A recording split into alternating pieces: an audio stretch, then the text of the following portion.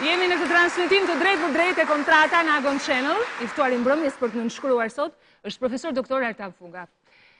Zoti Fuga, jemi ende në fakt tek zona e Artanit, sepse po flasim përsëri për përjetimet personale, sidomos periudhës së rinisë dhe adoleshencës.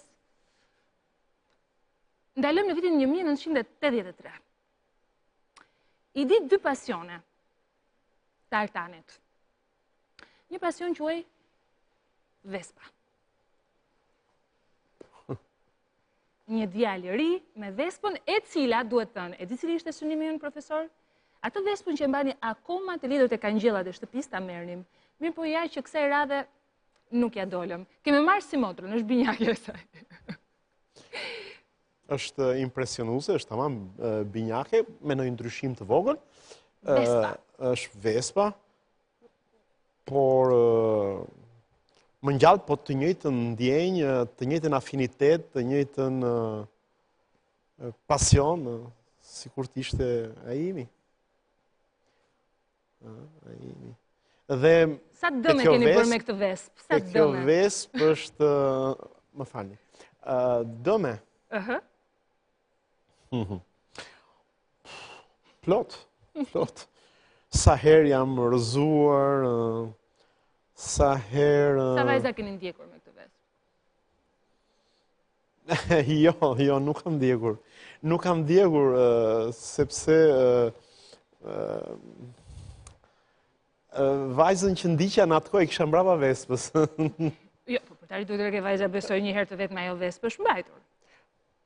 Jo, sepse Vespën mua ma bëri dhuratë e fejuara ime. Dhe pasioni i dytë i Artan Fugës quhet Ariana. Atëherë ishte Ariana, pa ishte Vespa dhe jo e kundërta. Ishte Ariana, isha unë që në fakt unë nuk e pranoj këtë. Unë i kam thënë që unë që kam qënë vetëm shoferi jotë. Profesor, për të referuar gjithë një... Sa kënaqësi merr shoferi, aq merr jo unë. Në gjallë se keni përdorur shumë arsetimin, profesor, po edhe Schopenhaueri, dhe du t'i referojmë gjithmonë filozofe, ja nguli një gjëmb mishit të filozofisë, kur pranonte që janë dëshirat që na drejtojnë dhe jo arsyeja. Tani pranojeni që në atë moment nuk ishte fuqitë arsyetonet kaq shumë. Më thonë, ishte dashuri me shikim të parë. Edhe për Vespën, edhe për Arianën. Për Arianën, në fillim, sepse Ariana solli Vespën. Me Vespën do dashuroheshit sido që të ndodhte, ishit i detyruar. Po, është Ariana, këtu jeni me bashortën tuaj në ditën e dasmës. Ariana është fizikante. Jeton në Paris. Sot merret me botimin e revistave shkencore. Po, ju i dikeni të gjitha. I dim të gjitha. Por... Çfarë solli Ariana në jetën tuaj, profesor? Është e tmeshme që njeriu nuk shef dot asgjë në këtë botë. Ariana është e dukshme, profesor, në jetën tuaj, e pashmangshme. Çfarë solli Ariana? Që duhet të them një gjë. Ariana, familjen,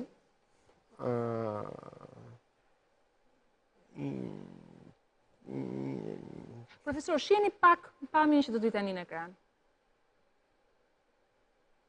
Këtë? Jo. Do të vi.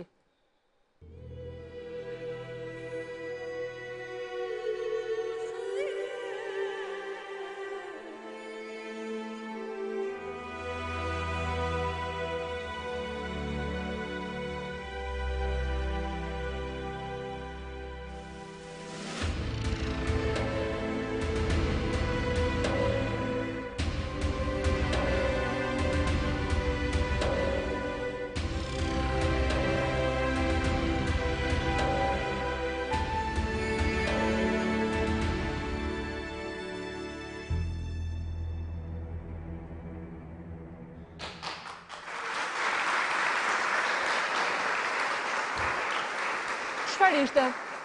Çfarë e solli ky aty në mendje? Gjëja e parë që menduat. Daljen mbi problemet e botës së jetës përditshme. Më thjesht, jo kaq metaforikisht, e letruar drejt për drejt në atë që pat. Çfarë ishte? Këtë pash, maja që kalonin ret. Çfarë ore ditës ishte? Për mua do të qenë ose lindja e diellit ose Lindja e diellit. Ç'u lidh ju me lindjen e diellit? Përveç se si një banor i kësaj toke që përjetoni çdo mëngjes lindjen e diellit, po. Me lindjen e diellit më lidh. Më lidh lindja. Lindja, domethënë Akoma më. Profesor, lindja e vlera diellit. jetës matet me dobin që ajo sjell. I falem në Qëndroni tek lindja e diellit. Si thon lindjes diellit në frëngjisht?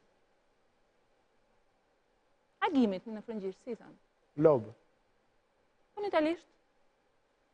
Alba. Kush është Alba? Është vajza ime. Po. Oh! Ti po los shah. Profesor, ju thash, do t'jetë reflektim si një lojë në jetën dhe profesionin e profesor Fugës. Ishte shumë e bukur kjo. Alba është vajza juaj. Po. Besova në këtë formë sepse në fakt edhe dalja e Albës në jetë ishte si fitimi një autonomie. Alba nuk është filozofe, nuk është as sociologe, po Alba është? Është inxhiniere. Jeni lumtur për zgjedhjen e saj? Rëndësi ka tjetë ajo. Unë, si thot një filozof, unë s'mund t'jemi lumtur për lumturinë e tjetrit, po të kujdo qoftë, po unë e kam parë me sy pozitiv zgjedhjen e atij profesioni. Ajo shpallja e autonomisë, qoftë profesionale, qoftë nga familja. Alba jeton në Paris, i ka bërë gjithë ciklet e shkollës në Paris. Si e keni përjetuar? Jeni babai i një vajze të vetme. Gjithë interesi im dhe, si thua, dëshira e një prindi, mendoj unë, është që në një moment të caktuar të ketë shoqëruar një njeri që në një farë mënyrë del në jetë dhe bëhet i pavarur. Unë nuk doja që ajo të më riprodhonte mua. Më thënë, gjithë shqetësimi im ky ka qenë. Sepse, siç thuhet në sociologjinë e edukatës edhe të arsimit, është koncepti riprodhimit, që fëmijët e mjekëve bëhen mjek më shumë, fëmijët e artistëve bëhen artist, fëmijët e filozofëve duhet ishin bërë filozofë, të psikologëve kështu me radhë, dhe unë e njihja shumë mirë këtë studim të një autori francez, Bourdieu, që është më i njohur në Europë për këtë gjë, dhe më dukej që duhet thyer kjo, duhet thyer, ku edhe notat që merr fëmia i filozofit në filozofi, në fakt janë notat e babait. Edhe notat e mjekut janë, nga njerë të fëmijës mjekut, janë notat e babait ose të nënës. Jo gjithmonë, por ka një tendencë të fuqishme për të, si thuash, për të riprodhuar dhe ku... Po Alba ju ka sfiduar në këtë rast? Jo, ishte edhe dëshira ime, dhe më thënë, kur zgjodhi atë, unë isha shumë i kënaqur. Për çfarë të flasësh më parë për Albën? Alba bën karate. Po, bën karate, po. Alba bie violinës. Jo, po pianos. Po. Pianos. Alba bën këtë. Më shohim pak. Por unë kam edhe një objekt tjetër. Po, fëmijët e bëjnë. Dhe ai objekt është ky. Orderoni, profesor. Kush është? Se mbaj më. E njihni autorin? Telajva është nga ato që punonte Alba kur ishte... Kjo është mbesa juaj sipas duarve dhe mendjes së Albës. Çfarë thua për këtë vajzë që provon të gjitha? Është inxhiniere sot, pikturon, bën karate, i bie piano, sa krenar jeni për të, profesor? Jo, krenari nuk e njoh. As tek vajza juaj? Jo, domethënë unë kam shkruar, jo për asgjë. Unë jam krenar, si jam krenar, kam shkruar vetëm edhe një qendroj asaj. Jam i kënaqur, jam i plotësuar, O, krenar, s'ka arsye. S'ka arsye, krenar. Krenaria nuk më pëlqen si ndjenjë. Sa ngjani me Albën. Profesor, unë do kisha dashur shumë që ose zonja, Ariana, ose Alba të ishin protagoniste në këtë program. E po e themi, kam telefonuar, por kanë qëndruar në diskrecionin e tyre të plot. Ndoshta sepse ju krenarin nuk e shprehni publikisht dhe jeni krenar që nuk jeni krenar, po kënaqësinë për njëri tjetrin e përjetoni në atë intimitetin tuaj. Dhe kjo ka bërë një familje të shëndetshme. Nuk e di ajo të lumtur. Ime shoqe e ka shumë të rëndësishme qëndrimin në vendin e vet edhe mos abuzimin me natyrën time paksa të njeriu që është shfaqur në jetën publike dhe në hapësirën publike. Ai thotë ti ke bërë zgjedhjen tënde, shkon në televizor, shkruan, është puna jote. Unë do jetoj sipas mënyrës time. Zgjedhja është dhe kjo. Vim në vitin 1992. Artan Fuga është 38 vjeç. Ka gruan, Arianën, vajzën, Albën, është pedagog, përgjegjës departamenti. Dhe do të citoj një profesorin tuaj francez, në një moment e vendos kontatorin në zero. Rinis nga e para, shkon Paris. I provon gjitha shkallët. Student, doktorant, postdoktorant, pedagog, i jashtëm, i brëndshëm, i ftuar. Shokët e shkollës kur studionte filozofi. Edhe i pa punë disa muaj. Edhe i pa punë. Shokët e kursit i kishte nga 18 deri në 20 vjeç. Edhe shoqet. Edhe shoqet. Më shë thot t'ja rinisësh nga zero? Sot, do t'ja rinisni prap nga zero? Jo, nuk ka arsye. Nuk ka arsye. E thash dhe atë që unë nuk dua të rikthehem prap. Kur ka arsye, duhet bërë. Dhe kur ka arsye, unë si një tipi të caktuar edhe i gjendur në botë me shumë tipa të tjerë, në qoftë se arsyeja më thotë se duhet bërë një gjë do ta bëja. 92-shi, po jemi në atë kohë, unë isha 38 vjeç dhe konsideroja që kisha bërë një shkollë në një moment kur shkolla shqiptare e shkencave humane dhe sociale dhe filozofisë ishte shumë dogmatike. Dhe nuk kisha arritur do të prekja ato që e dija që ekzistonin, por që edukimi ynë, formimi ynë ishte i tillë që nuk afroheshim dot atje për arsye që dihen të historisë. Pra kjo e sublimon të rinisjen në çdo rast, atë kontatorin e xeruar siç ju tha profesori. Më thonë, kam vajtur për herën e parë në një bibliotekë të universitetit në Paris dhe kam parë librat që ishin mira të hapura në një sallë sa një stadium. Befasia ka qenë e tmerrshme dhe thash si mundet të ekzistojë dhe një gjë e tillë ku librin mund ta marrësh dhe. Po Parisi? Në fillim biblioteka. Kontakti i parë. Ju thoni biblioteka, nuk e ndani dot bibliotekën nga Parisi. Unë nuk e di se ju ka ngjarë momentin e parë. Nuk dilja në Paris. Në fillim nuk dilja. Profesor, për mua ka qenë shokues njohja me Parisin, po pak unë e di sot çfarë është Parisi për ju. Nuk është Luvri, nuk është Shkolla Eiffel. Parisi për ju, shihni pak profesor. Është një lokal në cep të rrugës. E ja ulemi ke ky lokal. E ja me mua, shkojmë në Paris. Biletat i kemi prerë. Urdhëroni profesor. Çfarë lagje jemi këtu? E dalloni dot? Jo. Këtë po shikoja pak. Po Parisi është kudo Paris. Nuk e dalloj mirë. Rrugën nuk e dalloj dot mirë. Ulu profesor, ulu. Ulu ta shijojmë. Jemi në Paris dhe Parisi për ju është dhe kjo lloj kënaqësie, që mund të uleni në lokal vetëm të mendoni, gjë cilë nuk e bëni dot në Tiranë.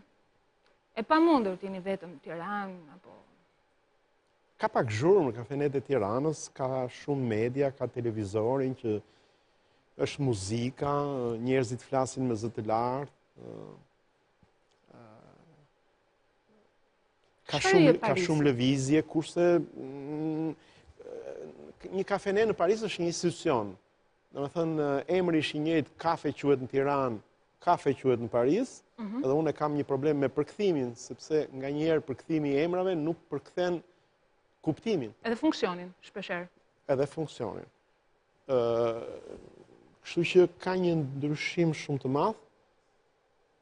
Domethënë, sipas asaj që kuptoj unë dhe kam kuptuar unë, të shkosh në një kafe në Paris është një ritual shumë sublim.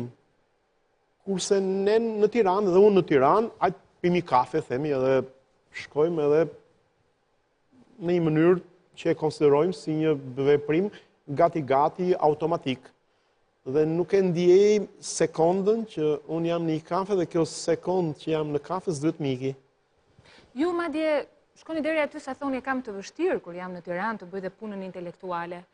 Çka do thotë që Parisi ju jep atë vetminë e domosdoshme për të krijuar, për të arsyetuar, për të logjikuar, për të prodhuar. Se kam vetëm unë, e kam shumë miq e kolegë të cilët intensiteti i jetës Tiranës i bën dhe angazhimet e shumta gjatë ditës, ose në rrugë, ose në punë, të heqin mundësinë për të marrë një distancë nga realiteti dhe për të futur në një botë që për dikë është bota e abstraksionit, për dikë është bota e eksperimentit, për dikë është bota e artit. Tirana është shumë e zhurmshme, shumë e rrëmujshme, shumë intensive. Unë më shumë konsideroj që është Tirana intensive se Parisi. Por çfarë ju mërmalli nga Parisi kur jeni në Tiranë? Kafenet, hapësirat e gjelbërta, bibliotekat, kinemat, ekspozitat. E kundërta, kur jeni në Paris, por çfarë ju mërmalli nga Tirana? Për spontanitetin e jetës, për problemet që duhet përballojmë, për sinqeritetin e njerëzve. Endri! Po, vazhdoni profesor, më falni. Sinqeritetin e njerëzve. Faleminderit. Për kuptimin intuitiv të tjetrit. Për njerëz, ju mërmalli, për kë nga njerëzit, kur jeni në Paris? Për të gjithë. Është dikush që e mërmalli shumë për ju. Ta lexoj unë?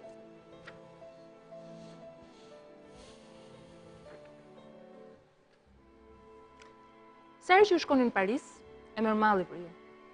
Kur ju vini këtu, jeni shumë i angazhuar me zori gjën kohën.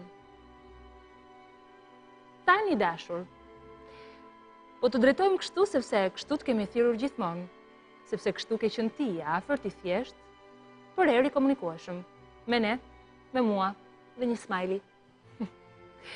Sot dua të përmend 3 aspekte të kujtimeve nga ty. Motori Vespa, xhiroja me Vespa, çfarë gëzimi, një highlight i kohës fëminore. Vespa aq e dashur e pandar nga ty. Erdhi tani, dëgjova zhurmën e motorit, gjë e cila anticiponte dhe shkruajtur në thonjza praninë tënde.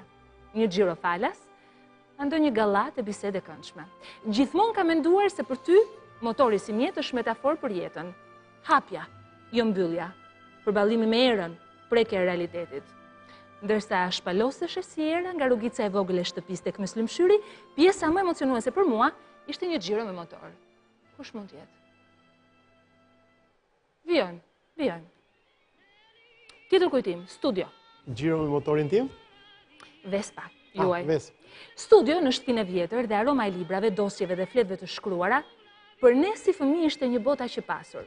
Mbaj mend se si në mungesën tënde dhe me kuriozitet fëmije, futeshim në studio dhe admironim rregullin, organizimin dhe mbi të gjitha praninë e librave të pafund. Kjo është Darina. Nuk e di, ta lexojmë deri në fund. Kush është Darina? Mbase e kam gabim. Prandaj them deri në fund. Mezi të shprisnim ta eksploronim një botë e gjitha estivosur butë në rafte. sa çudi për ne tek imagjinonim se a mund të lexoheshin të gjitha ato libra vërtet. Kujtimi i tretë, librat me këshëri fëmije, ende për çdo botim tëndin të ri, e pse jo krenare për dedikimin më të parë personal në faqet të tyre, më sillin ngaherë këshillat që nuk njohin kohë. Lexo, gjithmonë lexo. 5-7 libra të ri mbaj mend nga koha e studimeve, por nëse duhet jemi sinqert, jo gjithmonë kam arritur të mbaj këtë premtim. Prap një smiley. Në memorje si në një fotografi kanë mbetur momente të bukura e të vështira, ditëlindjet që kurrë nuk i haron, shkëmbimet e shpeshta, bisedat e lira, të çlirta, pa humbur ndonjë batut ndërto, debatet dhe mbështetja, aq të nevojshme dhe kur nuk binim dakord. Të qeshurat si ato kur nën Peca tërhiqte vëmendjen për qetësi. Kujtojnë mirë dhe kritikat, ofruar si mbështetje pa kursyer për përmirësim. Kjo tezë diplome duhet rishikuar në Shqip. Puno fort dhe me kurajo.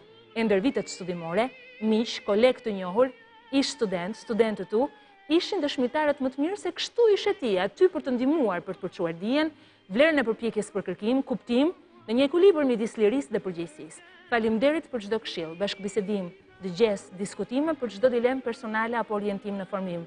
Aty diku ndër kafenen pranë lagjes Skype, a shëtitje në ajër të pastër, pa formula, por si njeriu afërt, që ofron përvojë, besim, duke menduar më të mirën për mua, duke më kujtuar se dhe kur rruga është e gjatë, mali i lartë, koha është tani për të filluar. E ndërsa midis Tiranës dhe Parisit angazhimet e tua profesionale e personale rriten, të falenderoj dhe mirënjoh se jam për kohën që bën të mundur të ndajmë, të dëgjojmë njëri tjetrin, të jemi aty për të kujtuar njeriu, qenie në familje, për të dhënë marrë kaq thjesht, po kaq shumë dashuri, si vlera e papërsëritshme që nuk zëvendësohen, por investohen ashtu me përkujdesje, për ulje, për kushtim. Faleminderit për të thjeshtën, të prekshmen, njerëzoren marrëdhënie. Teksa bëjmë gati për një tjetër SMS apo telefonat, unë e di se pyetjes ime, a ke pak kohë për mua? Si do t'i përgjigjesh ti, profesor? Patjetër. Mund të kishe thënë këtë. Duke ndihmuar të kuptoj se zgjedhjet mund t'i gjesh teksa rrugton në rizbulimin e vetes. Diku më ke thënë, sa keq, kush nuk ketë hapin e parë të vogël. Tani që e mendoj, ka ardhur koha të marrim një kafe a çaj të ngrohtë. Më duket se dëgjoj zhurmën e motorit që po afron. Për qafi më shumë, Darina. Dada. Po, Dada. Faleminderit. Darina. Ju kujtohet Linda që folëm në telefon? Motra e Lindës, vajza e motor zanës. Po, unë e bëra lidhjen shpejt, sepse duhet ishte një nga mbesat ose nipi, unë 3 kam, dhe sigurisht komunikimin më të shpesh dhe kam me Darinën, që është këtu. Darinën unë eftova në studio. Është shumë e çuditshme në familjen tuaj. Të gjitha vajzat e gratë e familjes tuaj janë shumë diskrete. Kërkojnë të ruajnë privatësinë e tyre. Me sa duket ja kanë lënë profesor fugës, shfaqjen publike, komunikimin e mesazhit, të ideve. Po, në familje ruhet privatësia. Nuk e di unë si kam dalë në këtë mënyrë, ndofta si një lloj përjashtimi. Përjashtim që përforcon rregullin. Rikthim pak tek ai ballafaqimi Tiranë-Paris. Sepse ju pavarësisht se flisni për sherrin, kaosin, grindjet e Tiranës, thoni mos o zot, më mirë sherri dhe kaosi, se sa qetësia apo stagnacioni. Dhe në fakt, në jetën tuaj vjen një sherrë, një kaos. Ndiqni pak, profesor.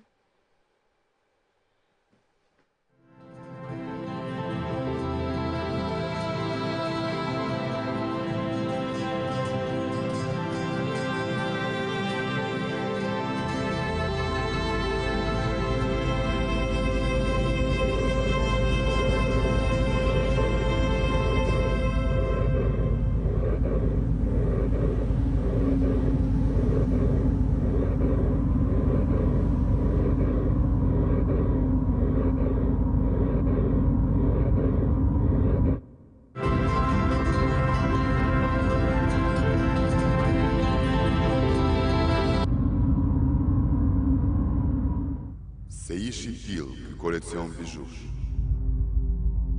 që dritë e terë lëshonte njëkohësisht, që 100 fish etjen për jetën shtonte, por dhe që vdekjen ndillte 100 fish.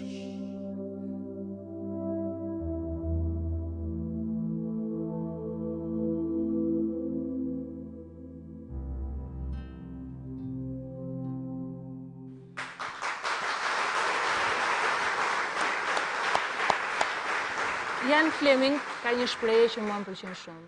Jetojmë dy herë. Një herë kur lindim dhe një herë kur shohim vdekjen në sy. Ne kemi patur një eksperiencë të ngjashme. Jo shumë larg në kohë. Si ka ndryshuar perceptimin tuaj për jetën? Sigurisht unë kalova një aksident vaskular dhe në një ditë të bukur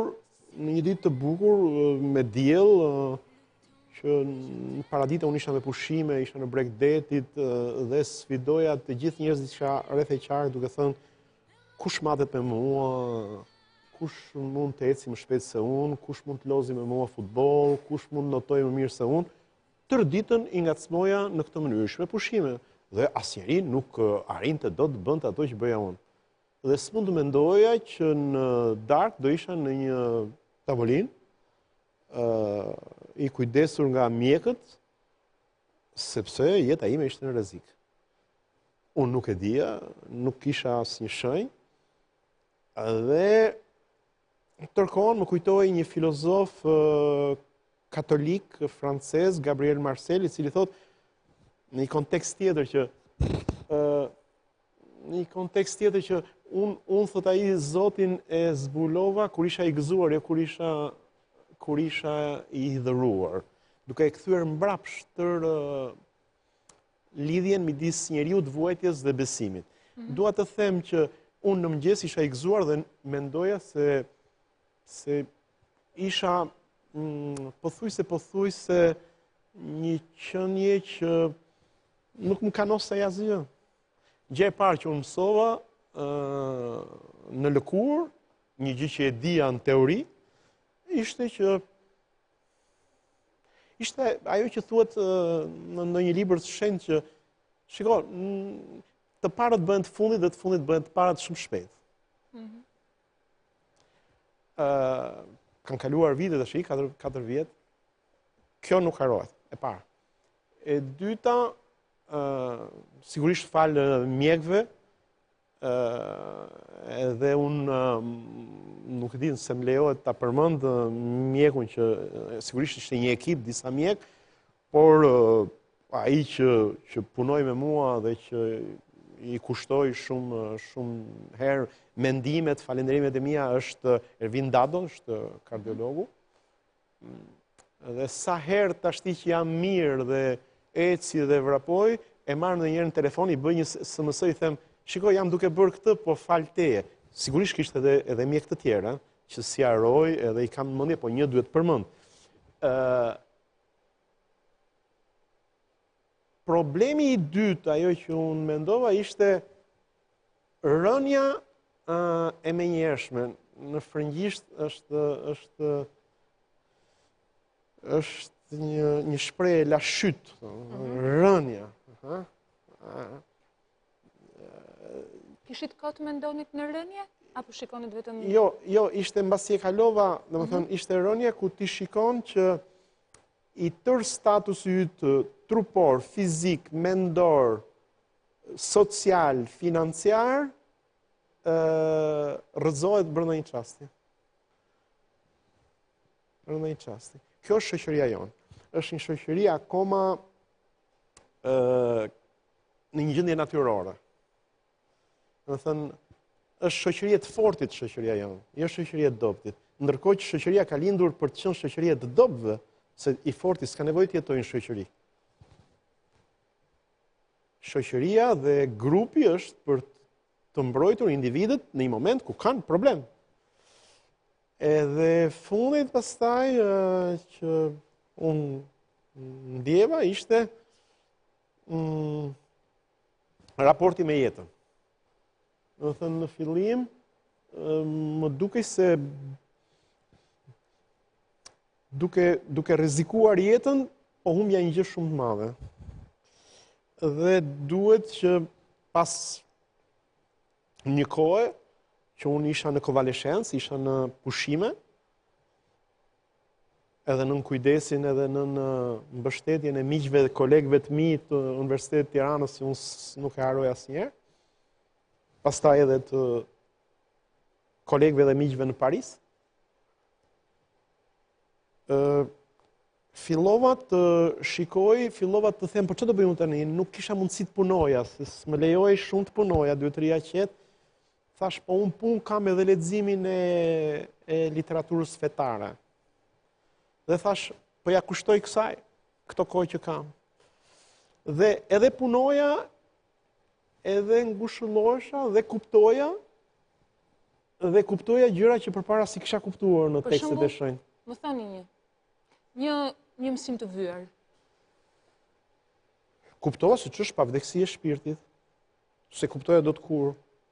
Dhe unë s'jam fetar, Çfarë thot pavdekësia e shpirtit? Shiko, në Shqipëri, di çfarë ndodh në Shqipëri, nga anketat tona del që ka njerëz që janë fetar, por nuk e pranojnë pavdekësinë e shpirtit. Rasti im është pak i çuditshëm, paradoksal, unë nuk jam fetar, po unë besoj pavdekësinë e shpirtit. Dhe zbulova se çdo thot pavdekësi e shpirtit, jo në planin fetar, po në planin shkencor. Çfarë thon planin shkencor pavdekësia e shpirtit? Që do të thotë se mund të provohet me argumente racionale.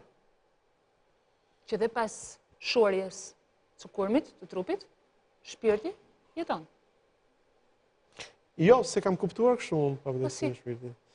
Pavdekësinë e shpirtit e kam kuptuar në këtë gjë që vdekja është vdekje të tjerëve, jo jotja. Sa kohë që je i gjallë, je i pavdekshëm.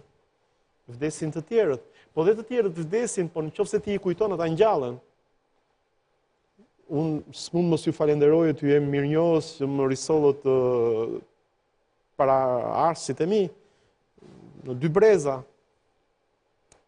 Kur unë i kujtoj, thot Henri Bergson, ata janë prezent, ta rilindin. Pra, sa kohë shpirti im është i gjallë, shpirti tyre është i gjallë. Zot na jep fuqi që të bëjmë aq punë, aq të mira, apo të bëjmë njerëzit të ndjehen mirë sa të na kujtojnë, të mbetemi gjallë. Po, edhe në këtë kuptim, e mira dhe pavdekësia e shpirtit shkojnë bashkë. Kjo është lajmi më i mirë, sepse profesor sapo i dhat një shpjegim shkencor në fakt, dhe kjo është gjë më e bukur. Unë e kuptoj në mënyrë shkencore, në mënyrë psikologjike, me argumente racional, dhe ai vit më shërbeu pikërisht për këtë. Dhe në momentin që ti e kupton këtë gjë, ti e kupton që edhe atyre kur shpirti është në trup dhe është gjallë dhe shikon ngjyrat, shikon murin ngotën që unë shishen që unë flisja me fëmijët e shtëpisë, jo vetëm me lindën, po edhe me të tjerë. Ideja është se ne na duken sikur ato janë jashtë, ato nuk janë jashtë. Ngjyrat, format, fortësia, aromat, zhurmat janë brenda nesh, Nuk është kur thua për shembull që ika nga një botë, s'ke ikur nga një botë, se ajo bota ka qenë brenda teje, nuk ikën ajo. Nuk ikën ajo dhe të gjitha ato që ekzistojnë sepse janë mbresa dhe janë të thëna me fjalë. Dhe njeriu në një farë mënyre është një tërësi fjalësh që qarkullojnë, ikën dikush, vjen dikush nga kjo botë fizikisht, fjalët mbeten, pra shpirti mbetet. Sa kohë ka njerëz të tjerë, ka fjalë të tjera, këto fjalë ekzistojnë, këto thelbe ekzistojnë, këto ide, këto përkufizime, pra dhe ti e aty, të gjithë ata që kanë qenë, thatë ju Platoni, thatë Aristoteli, janë këtu ata midis nesh, shpirti tyre, po jo si një fantazëm, që mos bëj se mua s'më lejohet në profilin e filozofit të pranosh këtë gjë. Të pranoj këtu, por unë kuptova gjën e madhe që filozofia nuk është veç se një lexim racional i teksteve të mëdha themeluese të njerëzimit që janë tekstet. Pra unë sot kam ngjallur kaq shumë filozof. Jetojmë në këto orë kemi qenë në krah të filozofëve, të Aristotelit, Platonit, Schopenhauerit, Kantit, sa kanë përmendur. Po të gjithë ne që flasim ngjallim të ata që kanë ikur, të gjithë. E dëgjuat? Të gjithë. E dëgjuat? Çdo fjala jon ngjall. Oh, sa val ndjes sot. Endri, sepse fjalën loje kam përdorur disa herë gjatë emisionit. Është vështirë të bësh lojra praktike kur jeta ndonjëherë paraqitet si lojë. Endre, faleminderit. Profesor, ju luani domino, kam dëgjuar. Po jo, ai shumë. E din që këto janë? Këto janë domino tuaja. Po. A do bëjmë një dorë domino, profesor? Kam frikë se më lë dopjo 6 në dorë.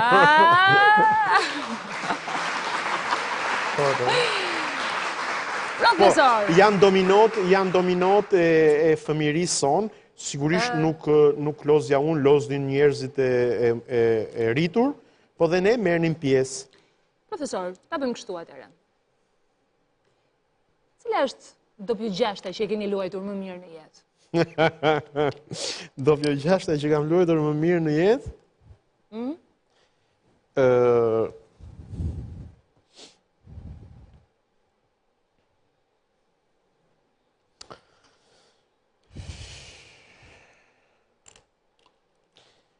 Për mua, karriera ime.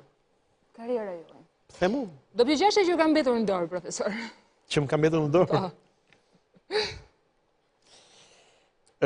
Dopjo 6 që më kam mbetur në dorë.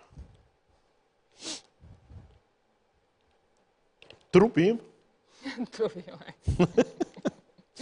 Trupi.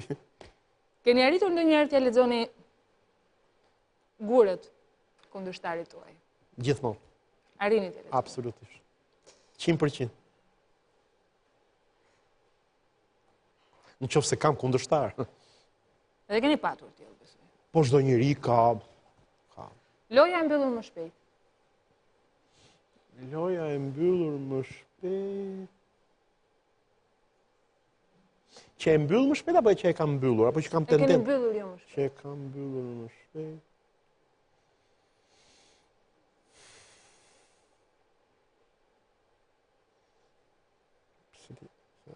Vjetë një gjë. Po mirë, e themi ndryshe. Jek fusha e luajtur më mirë, që ka ardhur momentin e durën, kohën e durë që ju ka dhënë mbylljen më të mirë të lojës. Bursa e parë e ambasadës franceze për një shqiptar në shkencat umane mbas luftës, domethënë që mbas luftës dytë botërore, domethënë edhe përpara, domethënë bursa e parë ka ardhur tek unë. Ishte jek fusha që më erdhi në mënyrë të papritur edhe më hapi një jetë tjetër. Jek fush, profesor. Shime pas publicitetit. Faleminderit. Fantastike.